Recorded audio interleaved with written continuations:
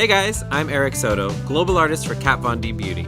I'm so excited to share tips and techniques for Lock-It setting powder. This is not your grandma's loose powder. It's 30% lighter than the leading setting powder, so you get less weight and no cake. That means you're free to use it around the eye area and you won't get any texture or cakiness. So let's get started.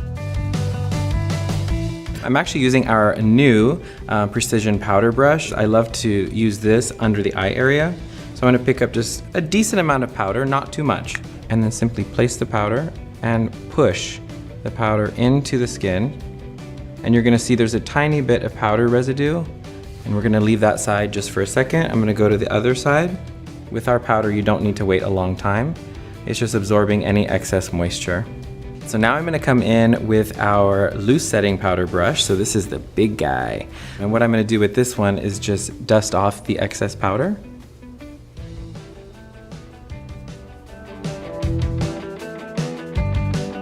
You can use this powder, it's great for oily skin, great for dry skin.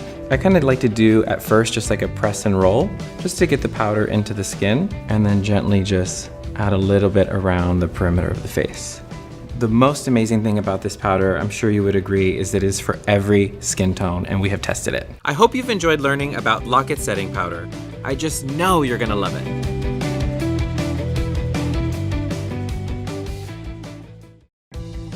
Hey guys, this is Erik, and today I'm going to show you how to use our Lock-It Concealer Crème in Whiteout in just a few of my favorite ways. Let's get started.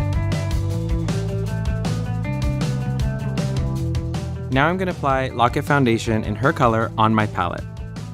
I'm going to add Concealer Crème in Whiteout to brighten up the tone and mix it together with the tapered side of my brush handle.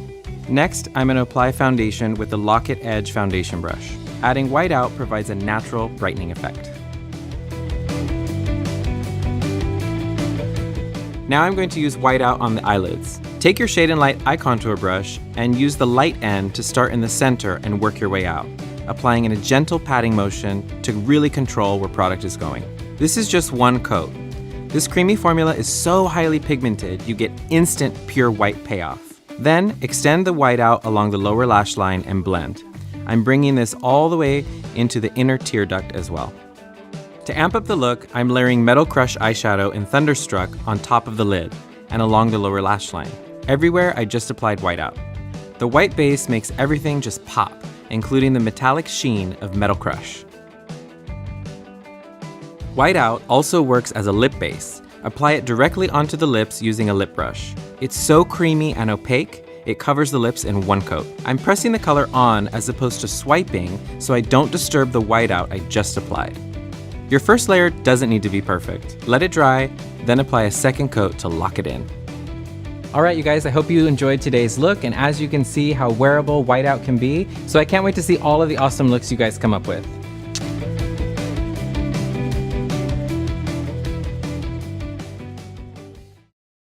Hey guys, I'm Erik Soto, global artist for Kat Von D Beauty. Today is all about Lock-It Hydrating Primer.